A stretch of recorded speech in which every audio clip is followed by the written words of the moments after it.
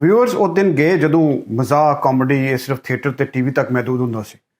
अब सरकारी इदारे जो हैं वो इस आम कौमी फरीजे को बड़ी संजीदगी से ले रहे हैं और लाहौर में अब दो बड़े मराकज़ हैं, एक जड़ा वजारत इतलात है, दूजा जड़ा वज़ीर आला हाउस है।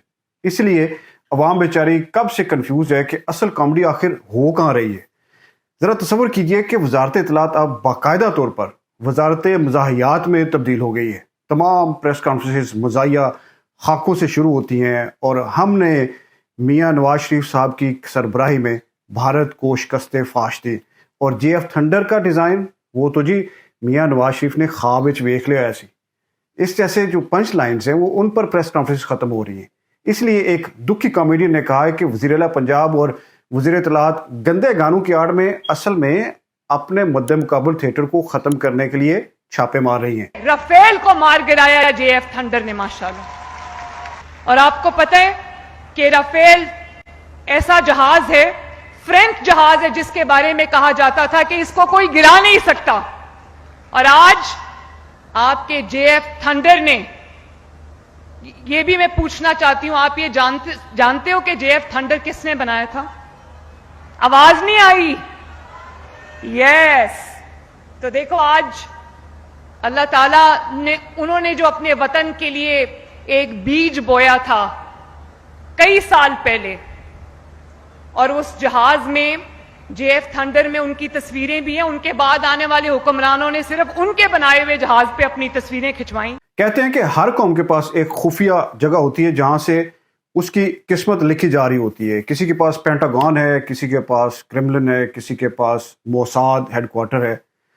ते साडे को की वाला याद रखो, साडे को है जाती उमरा वार रूम, जिथे एक पासे कोरमा पक रहा है, एक चूल्हे ते शबदेग पई है, दूसरे पासे सिरी पाए चढ़ाए हुए ने, तीसरे पासे कौम दा मुस्तकबिल है।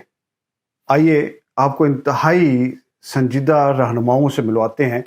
यहाँ इस हुकूमत के अंदर लतीफ़ा वजारत आला के मातहत कर दिया गया है। अगर कोई कहका लगाना चाहे तो चीफ मिनिस्टर ऑफिस में उसे रजिस्टर करा ले, और जुगतें सिर्फ जाती उमरा वार रूम से मंजूर शुदा होंगी, याद रखिए, वरना पीका एक्ट के तहत सलाहों के पीछे जाना होगा।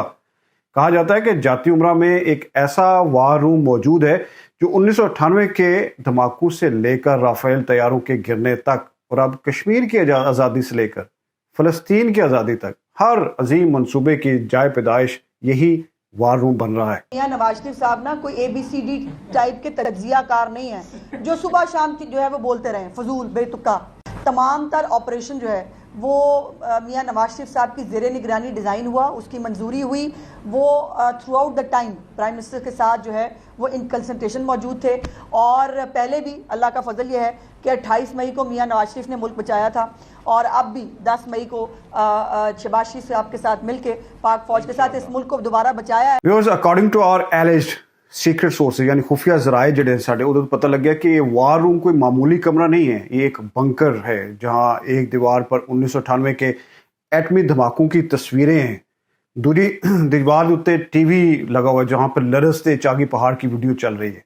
एक तरफ सफरी थैला भी रखा है जिस पर लिखा है जद्दा एमरजेंसी सर्विस, दूसरी तरफ एक सफ़ेद ब्रीफ केस है जिस पर चिट लगी हुई है JF थंडर बनाने का मंजन। इस वार रूम में कालीन ईरानी है, टेबल इटालियन है, और जंगी नक्शे मियाँ साहब के अपने हाथों से बने हुए हैं, और एक खाली कुर्सी जिस पर कतबा लगा हुआ है, और उस पर यह लिखा है कि यहाँ सिर्फ वो ही बैठ सकता है जो कौम को 2 बार बचा चुका हो। इस वार रूम में मेरे यहाँ टोल सिपाही गाना जो है वो हर वक्त बजता रहता है, उसका बैकग्राउंड म्यूजिक है, और उसके साथ एक कोने में इरफान सिद्दीकी साहब मुसलसल विराजमान होते हैं। इन दिनों उनके लबों पर हर वक्त एक ही जुमला रहता है कि मियाँ साहब खामोश ने, चुप ने। ये तो मतलब है कुछ बहुत बड़ा होने वाला है।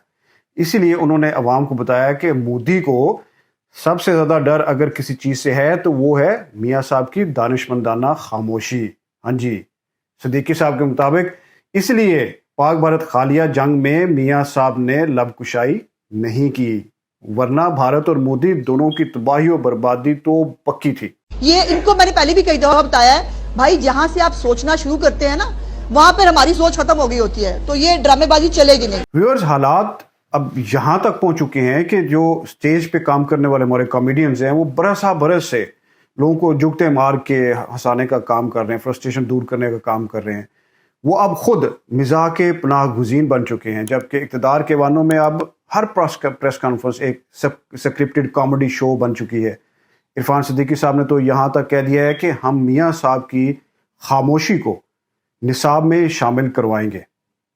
ایک طرف عوام آٹا، بجلی، پانی اور انصاف ڈھونڈتے پھر رہے ہیں، نوکریاں ڈھونڈتے پھر رہے ہیں، دوسرے پاسے حکمران قوم کو لطیفے سنا کر برداشت کے پیالے میں کہکہے ڈال کر بیچ رہے ہیں۔ حال ہی میں مزاحیہ اداکاروں نے الحمرا ہال کے باہر احتجاج کیا، انہوں نے بینر اٹھا رکھے سی، نعرے مار رہے سی کہ مزاح ہمارا واپس کرو، یہ جگتے ہماری، آپ کی نہیں ہمارا ہے۔ تو ان کامیڈینز کا مطالبہ یہی تھا کہ مزاح کو ڈی ریگولیٹ کیا جائے اور حکومتی جگتوں پر ٹیکس لگایا جائے اور ان کے جو مزاح ہے، ان کی جگتیں ہیں، وہ واپس کی جائیں۔ اور مجھے یہ بھی یاد ہے جب مجھے کوٹ لکھپت جیل سے لایا جاتا تھا، گرمی کا موسم تھا، آپ کے پسینے سے عدالت کے فرش جو ہیں وہ پانی پانی ہوئے ہوتے تھے۔ لیکن انہیں یہ پتہ ہونا چاہیے کہ اب راگ درباری کی طرح لطیفہ بھی درباری ہوگا، ہمارے کہکہ جو ہے وہ منظوری کے بعد ہی نکلے گا، اور اگر کسی نے بھی جاتی عمرہ وار روم کی منظور شدہ جو جگت ہے انہیں تو ہٹ کے کوئی دوسری جگت ماری تو سمجھ لیں کہ پیکا ایکٹ کے تحت مقدمہ فوراً درج ہوگا۔ اور اگر کسی نے بھی عظمہ بخاری کے پرانے ویڈیوز چلائے جس میں انہوں نے میاں نواز شریف کی بہت زیادہ عزت افزائی کی تھی تو ہو سکتا ہے کہ اس کے خلاف غداری کا مقدمہ بھی بن جائے۔ لیکن کیا آپ کو یاد ہے کہ وہ فکرے حسن کی اگر آپ نے سننے ہیں تو ہم پہلے آپ کو عظمہ بخاری صاحب کے وہ فکرے بھی سناتے ہیں اور عظمہ بخاری صاحب سے معذرت خواہ بھی ہیں۔ ہمیں ڈاکو کا لقب وہی بتا کے گیا تھا نا پرویز الہی کے لیے۔ آپ نے نواز شریف صاحب کو نہیں کہا، آپ نے نواز شریف صاحب کو کرپٹ نہیں کہا، آپ نے کہا میں نہیں ہاں جب آپ پیپلز پارٹی کی ایم پی تھی۔ اچھا، اور ابھی تو صدر صاحب نے صرف جیل کی چند کہانیاں بتائی ہیں کہ جیل سے یہ کس طرح بھاگے تھے، ابھی تو بہت ساری باتیں ہونے باقی ہیں۔ ابھی تو حدیبیہ پیپر مل پہ بات کریں گے، اتفاق فاؤنڈری پہ بات ہونی ہے، ابھی تو آئی جے آئی کیسے بنی تھی اس پہ بات کریں گے، اسامہ بن لادن کے ساتھی کون تھے، ان کو کیسے فائنانس کرتے رہے، یہ باتیں بتائی نہیں جاتی، نظر لگ جاتی ہے، کس کس کا کس کے ساتھ تعلق تھا، یہ تمام باتیں جو ہیں ابھی ہم کریں گے۔ اور انہوں نے تو ایک سوچ کی بات کی ہے اور انہوں نے ریکویسٹ کی ہے کہ خدا را اپنے اداروں کو مت لڑائیں اور اب پاکستان کے بارے میں سوچیں۔ ہمیں تکلیف یہ ہے کہ جو زبان کل تک را کے لوگ بولتے تھے یا جو زبان کل تک انڈین میڈیا بول رہا تھا، آج انڈین میڈیا خاموش ہے، نواز شریف صاحب بول رہے ہیں، تو اس کی کیسے کیسے لوگ رہتے ہیں یار یہاں پر۔ یہ یقیناً یہ پوری قوم کو سمجھ میں آ رہا ہے، ہم اپنے اداروں کے ساتھ کھڑے ہیں اور اداروں کو نقصان کسی کو پہنچانے نہیں دیں گے۔ رکو ذرا، صبر کرو۔ نواز شریف کا صفحہ ختم ہو گیا، نواز شریف کا نام ختم ہو گیا، سیاست ختم ہو گئی، اور یہ وہ بچہ ہے کہ جس بچے کا پیمپر گندا ہو گیا ہو نا اور پیمپر بدلا نہ جا رہا ہو تو بیچارہ اتنا ہی روتا ہے اور ایسے ہی روتا ہے۔ ویورز، آنے سیریس نوٹ کہ آپ کو معلوم ہے کہ دوسری جنگ عظیم کے بعد تھیٹر کی ایک نئی شکل متعارف کروائی گئی تھی جس میں کردار تو ہوتے تھے لیکن ان کی کئی باتیں بنا کسی لاجک کے، بنا کسی ٹروتھ کے، بنا کسی سچائی کے، بنا کسی دلیل کے پیش کی جاتی۔ اس کھیل میں ہر چیز اہم دکھانے کی کوشش ہوتی but there was nothing important. کیا آپ جانتے ہیں کہ تھیٹر کی یہ نئی جو شکل اس وقت متعارف ہوئی تھی وہ کیا تھی اور اس کا نام کیا رکھا گیا تھا؟ دراصل یہ form after second world war جو ہے وہ یورپ میں ابھری جب لوگوں نے دیکھا کہ انسانیت اور منطق کا جنازہ نکل چکا ہے، تو اسی حوالے سے اس کا نام رکھا گیا تھیٹر آف دی ابسرڈ، یعنی بےہودگی کا تھیٹر۔ اس تھیٹر میں بیان کی جانے والی جو باتیں تھیں وہ مزاحیہ حد تک ابسرڈ یا بےہودہ ہوتی۔ اس ڈرامے دی کردار جڑی گل وہ کرتے سن ایسی عقل مت تو ماری ہوئی ہوندی سی کہ ویکھن والے جڑے سن انہوں دے ہاسے اپنے آپ نکل جاندے سن، لیکن وہ پریشان بھی ہوتے تھے وہ یہ سوچ کے کہ کہنا کی چاہتے ہیں۔ تو تھیٹر کی یہ فارم بہت عرصے بعد ویورز پاکستان میں زور و شور سے متعارف کرائی جا چکی ہے۔